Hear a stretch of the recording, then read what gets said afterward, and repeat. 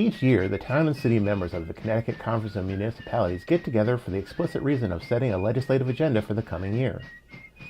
These priorities are deeply connected to the well-being of our residents and our state, connecting special education and property taxes to recruiting police officers and affordable housing. It's all connected in Connecticut, and CCM is continuing its work to improve the everyday life for every resident of this great state. CCM Director of Public Policy Brian O'Connor is joining us today to discuss these priorities and more. The Municipal Voice is a Connecticut Conference of Municipalities podcast in collaboration with WNHH LP 103.5 FM. I'm your host, Matt Ford. As always, be sure to give us a like and let us know what you're thinking in the comments. CCM's Municipal Voice podcast continues to present a key forum in important state-local issues. The views expressed do not necessarily reflect the consensus views of CCM or a member of municipal leaders. Brian, thanks for joining us today. Glad to be here. So we've asked you on to talk about our legislative agenda for the upcoming session here. But first, before we get into the specifics of our agenda for this year, for the listeners at home, could you talk a little bit about the process of how we get to these proposals, how they go from proposals to our agenda for the year? Sure. It's something that we as a policy department revamped over the last 2 years, and I think we've seen the benefit of that. Every year we solicit proposals from our existing, our CEOs, as well as some of their, building departments and, education, and we get input from them as well. We have 5 policy committees, basically that the bills or issues go through. Okay. And these are again made up of who the CEO either assigns or many of them participate themselves, depending on the issue area. They go over the issues that have been presented to them. We also seed them some of the issues that came up last year, and we're looking for a little bit more input this year on them. And through that, basically each policy committee, will get their top 3 proposals. Okay. And then they bring it to a full legislative committee meeting, which occurs in the fall. And then after we winnow it down a little bit more or expand it, depending on the wishes of the committee, legislative committee, we ultimately have a vote. We actually physically have a vote where we give everyone some stickers and they get to set their own priorities. And then, this year we had a tie actually for the last couple. So we included all of them in our policy agenda as far as priorities go. That's cool. That's the voting that takes place at our annual convention, right? Yes, it does. Yes, it does. And it's good because, you get a lot of people, attendance is great. And, you get some further feedback at that meeting as well. Very cool. So getting into all the issues for this year, I think the first one we're going to cover is police officer, firefighter, and EMT recruitment and retention. And on this, our recommendation is to support efforts to increase the number of qualified applicants and volunteers for public safety and emergency service positions within municipalities. Can you talk to us a bit about some of this? Sure. Last year this was on our agenda as well. And last year we asked for a task force to consider these issues, what we might be able to do to promote and, recruitment, but also retain who we have. Unfortunately, the legislature did do that. So I shouldn't say unfortunately, we were able to get that passed, but they didn't meet. So the task force didn't meet. So we're emphasizing that they get together and actually get the task force off the ground and start focusing on that issue because it's so important. Now, more and more towns are having to go to paid departments, at least partially. And I think it's just something where even coverage, we're worried about the public safety concerns by not either having enough career firefighters or volunteer firefighters enrolled in our towns. Yeah, so the shortfall makes it a problem for people to respond adequately to emergency situations, correct? Yeah, particularly during the workday, people work further away. I know there's some remote aspects now that people are working in town, but I think, because of the certification process, it's becoming harder and harder to first maintain the credentials, but also to attain them in the first place. and we're just getting less people that are interested in it, and we're trying to tackle how best to Mm. get them back on board. So is this a recent problem or this been kind of growing for a while? It's been growing. I'd say it's become more acute over the last couple of years, but I'd say, over the last 5 to 10, municipalities have seen uh, a pretty steady decrease in the number of Mm. people, first applicants for career departments, but also, just volunteers. Some towns used to have 50 people, now Hmm. they're down to like 35. And even the young junior firefighters in particular, and people like that, they're just less people in the pipeline. Yeah. Is there a certain factor of like burnout from people too who are leaving earlier because, of the stresses of the job? Yeah, I think that's part of it. I think with particularly with police officers, I think Hmm. there's been a lot more stress related situations. Hmm. That many of them are retiring. And again, where they might have in the past had 100 applicants, now they might have 10. Yeah, And, so I think it's something that we want to turn around. definitely. So our second big issue that we wanted to talk about today was trash to energy expansion. What is trash to energy and why do we want to expand it? Yeah.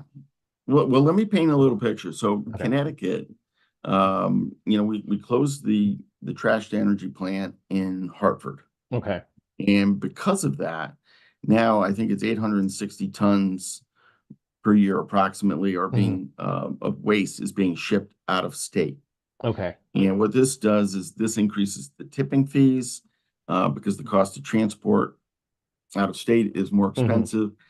And, it's one of those things where we also like to handle our own waste. I Yeah. think, not only principally, but also practically, because eventually a lot of these out of state landfills are, Hmm. they might not accept our waste. And I think that's something that we should be very concerned about. So we've been looking at different initiatives to, reduce the Hmm. waste. I think one of the things that we've been doing, many of our communities anyway, they're starting with the school districts in particular, is trying to get rid of organic waste or food waste, Okay. take that out of the stream. And I think that's like 30% of waste, believe it or not, is food.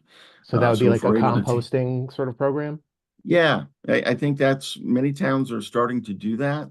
Hmm. And many school districts actually have implemented it with their students. And I think Hmm. part of it is part of the education, but also, just it's just makes good sense. Hmm. Now, it's very labor intensive. So a lot of towns Okay. haven't done a full system on it yet, but Hmm. it is something that I think many towns are exploring.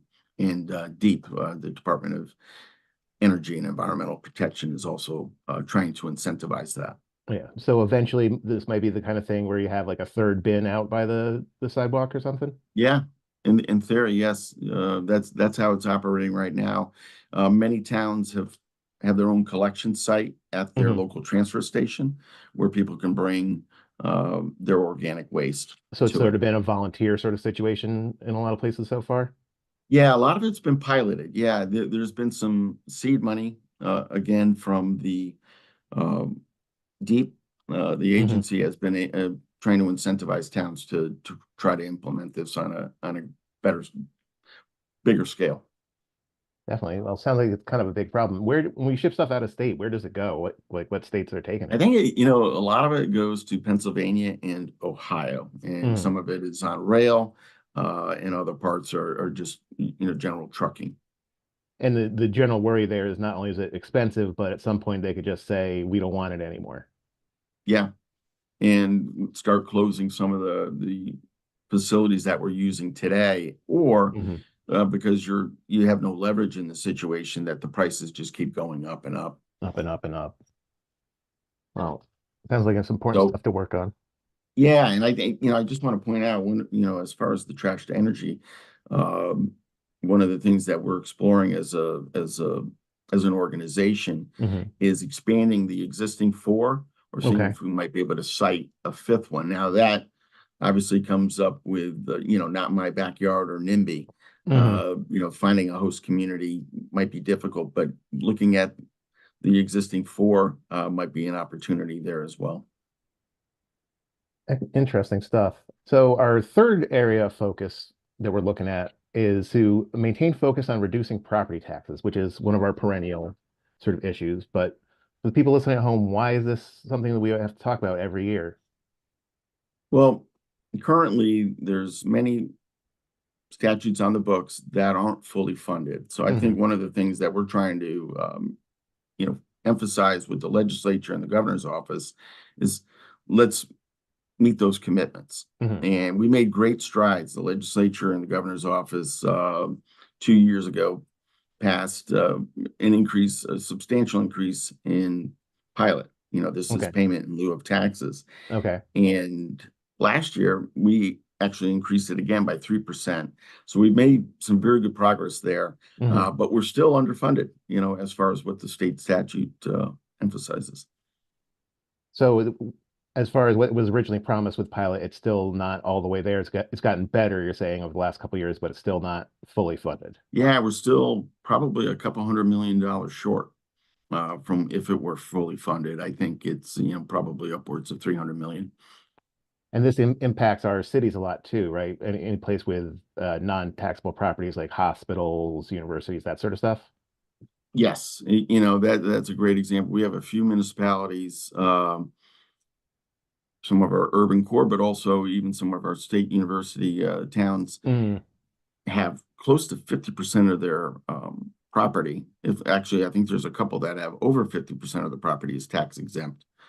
And it really makes it difficult, with your grand list trying to, yeah. balance your budgets and meet the needs of your residents. And I know one thing we talked about was allowing municipalities to assess tax-exempt properties a fee for services such as police, EMS, road maintenance, and stuff. So can you Yeah, talk about that? that's an issue. We haven't really made as much progress as we would like. But Hmm. I think, what you look at historically is that nonprofits are much different than, the mom and pop nonprofit of the 1980s or even Hmm. 70s. And now you look at some of the hospitals, they're basically businesses and Hmm. they're buying more and more doctors' practices. So that's an example of where something that used to be on the tax rolls is now pulled off. Hmm. Um, and, I think also if you look at group homes, there's they have a higher preponderance of calls in many Okay. instances in our communities. So I think it's just to, basically, they're part of the community. We believe these fees would, can be substantiated by, the services that a municipality provides them. Yeah. So group homes are currently on the that exempt list, Yes, yeah, many of them are, yes. If but it's a nonprofit, yeah. okay. But when they call up the because they need an ambulance, it's the town's ambulance that's coming, and that's what we're talking about here is that the Yep, expenses. or Yeah. police calls. Yeah. Hmm. And, everyone, we don't, pull the plow up when we go by your facility. Yeah. We do plow the streets and, I think the fire departments, it's very important that you just have that coverage. Yeah. And I think, we look at it as a fairness issue. Hmm. You are listening to the Municipal Voice on WNHH 103.5 FM. Our next issue that we were looking at was increased funding for special education, where we want to increase the current level of state funding for special ed, which is, in our opinion, inadequate. Why is it inadequate, and how can we figure out this problem? Yeah, this is another area where the state's commitment for fully funding special education, the excess cost grant Hmm. for special education, is not fully funded. Again, we made some strides last year. We did get an increase, but again, it's below, and it's not really keeping up with the rising costs of special education. Okay. This is an area where we get a lot of feedback from our municipal leaders, Hmm. basically saying it's outpacing the money that is coming in. And I Okay. think, a couple of our proposals. One is right now, it, you get reimbursed if the cost of the special needs student is above 4.5 times of the average cost of educating a child in your town. Okay. And we're looking to lower that to 2 times. Anything over Hmm. 2 times would be reimbursed by the state. Yes, it's kind of aspirational. It's a big jump. Yeah. It is a lot of money, but I think it is something that we want to stress the importance of. And when we're talking about this, these are big expenses, especially for some of our smaller towns. If they have even just a few students move in or out of town, that can really affect their budget, right? Yeah, and that's actually, one of our other proposals is MBR. This is the minimum budget requirement. So Hmm. basically, whatever you spent last year, you can't go below that. Hmm. And one of our ideas is to allow towns some flexibility again, if a student does move out or age out, that they're able to reduce that expenditure, Hmm. based on the cost of the student that just left the district. Um, and again, it is it a panacea? No, but I think it's also a more accurate reflection of the true costs of providing special education Yeah. within your local school district. And the MBR, does that also come into effect with towns that might have shrinking school populations? Yes, it may, depending on who um, has, left the district, but also the per pupil expenditure. Now, that's another item that we're trying to address and is very important. I think Hmm. we are able to reduce MBR. Let's say if you shut down a school, Hmm. you do get to reduce some of that overhead. Um, the thing that's interesting now is that ECS is more tied to student enrollment. So you are seeing, um, while we were successful last year in maintaining ECS funding for those towns that have Hmm. seen decreasing enrollment, it is an issue going forward that you're going to be paying for students that aren't there. Yeah.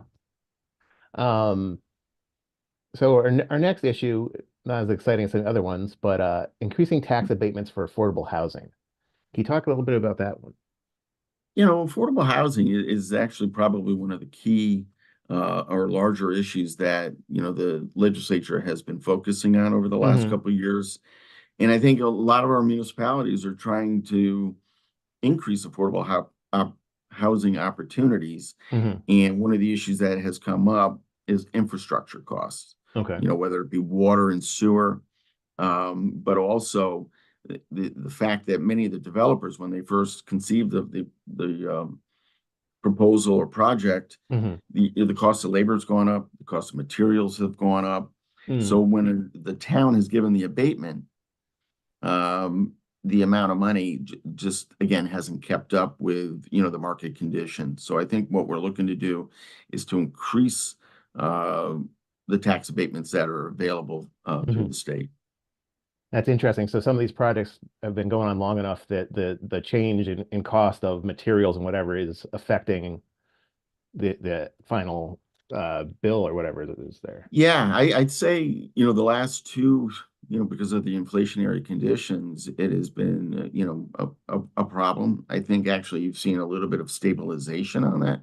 So Hmm. hopefully, we'll have better, again, market conditions than we do, than last year. But at Yeah. the same time, the pace of which, those costs have gone up, Hmm. it's only slowed. It hasn't actually going down. It's Yeah. just the increase is going to, the increase is just slower than it had been. And I think, again, we want the tax abatements to reflect what is going on and also to encourage and make it work for the developers to do the affordable housing projects, especially in our downtown centers. Yeah. And that's really the point of these payments is to encourage the building of these affordable housing, right? Yeah. Yeah. In order, when they pencil it down, many developers, they need a certain subsidy because you're taking away some of the market rate. Hmm. So in order for it to work, especially some of the apartment complexes, you need that tax abatement to help alleviate some of the costs that are driving the inaffordability. Yeah. Especially maybe in some of the more higher income towns, the difference might be greater. Yeah, I'd say, it's not even some of the higher income tax. It's basically all municipalities, Okay. if you look at it. Um, there's but I think that's where you're seeing it more, some of our suburban communities. Hmm. Um, so and One of our final big six we were looking at for this year is the retaining of land use officials. We wanted to create some flexibility in state certification processes. Can you talk about, Yeah, what the issue is there and how we would like to kind of address it? yeah. Actually, CCM has been working with the Capital Region COG, Hmm. as well as the State Department of Administrative Services to see if we might be able to address this concern. And I think what it is that there's just less people, again, kind of like with the public safety. Hmm. There's just less people applying. It's harder and harder to get certified. And right now, from what I understand, is you can only do it once a year. It's like in January, Okay. so upcoming. So we're looking again for more flexibility in maintaining your certification, but also attaining it. And how do we best do that? I think the other thing we're looking at is reciprocity Hmm. between different states, that those credentials, if they meet our criteria, that they'd be okay. They wouldn't have Okay. to go through the Connecticut process. And this will help with recruitment. Right Hmm. now, what you're seeing is a lot of our municipalities are just poaching from themselves. Hmm. And, the talent pool, there's just not enough volume in it. Yeah. So one, we can't get the people from the other states because their certification doesn't apply over here. And if we did get them to come over, they might have to wait if it's February till the following January to get their certification here.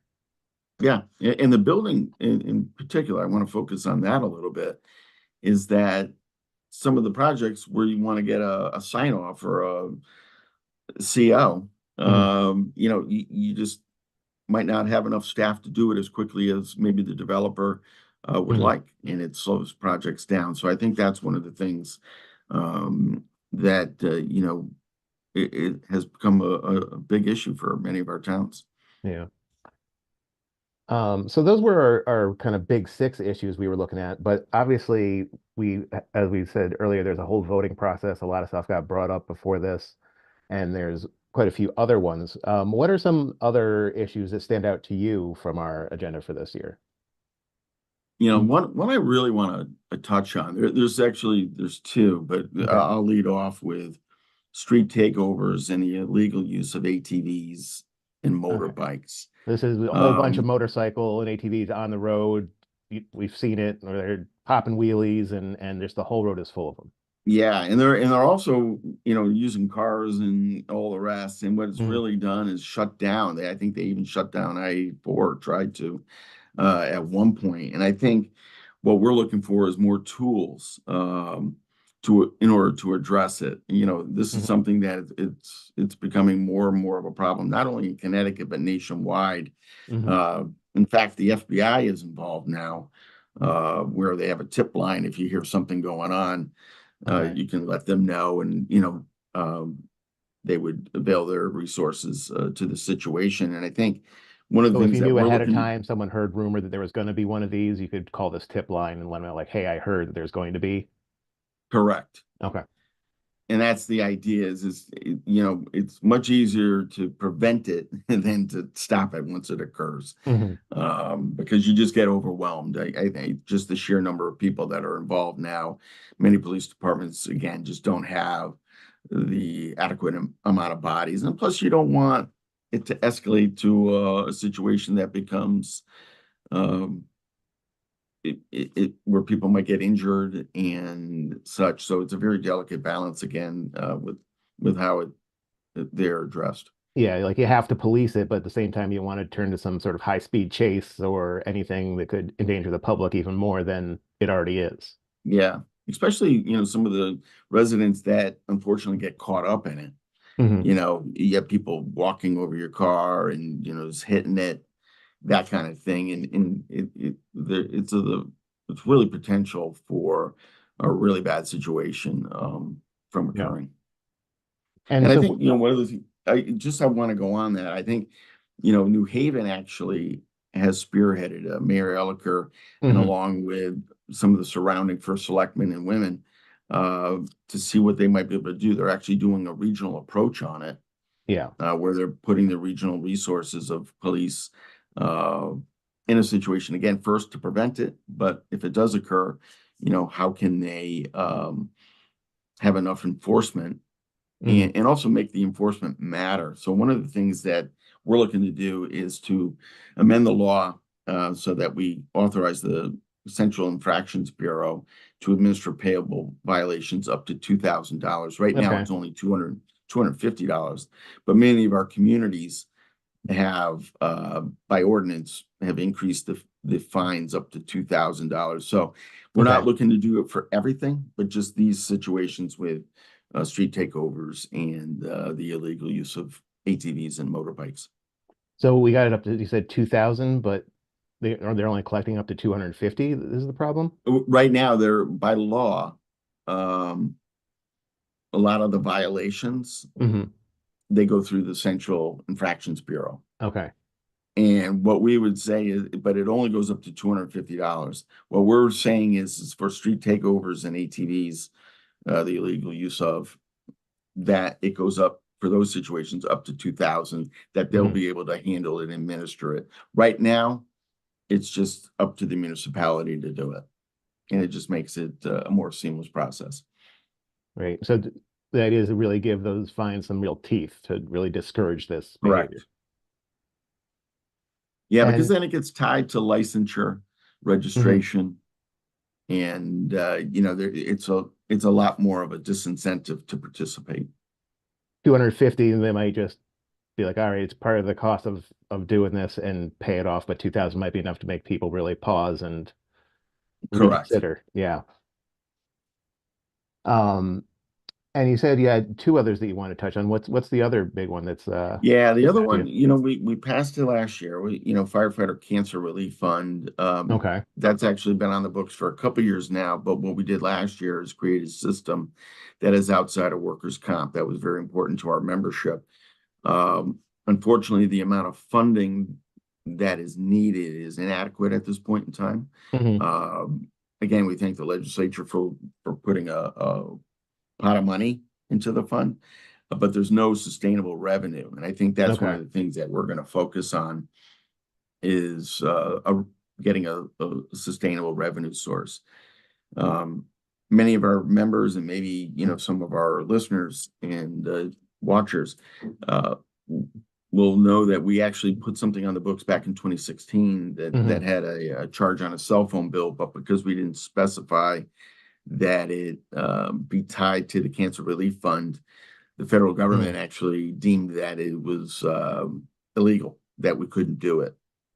Okay. So I So, think that's one of the areas that we'll look at. I think the other thing as well is with some of the PFAS lawsuits, Connecticut is anticipating mhm. receiving money.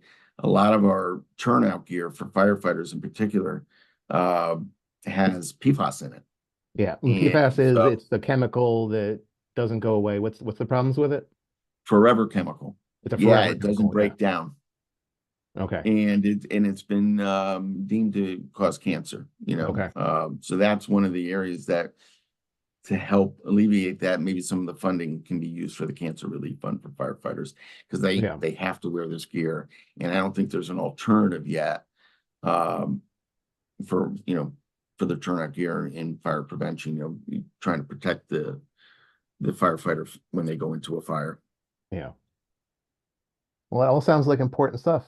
Brian, Yeah. thanks so much for talking with us today, and good luck in this session. Well, thank you very much. It's a short session, but it's the same amount of work, just in less time. Well, good luck, Brian. Thanks a lot. I appreciate it, Matthew. We'd like to thank our guest, Brian O'Connor, and our members for the important work they do.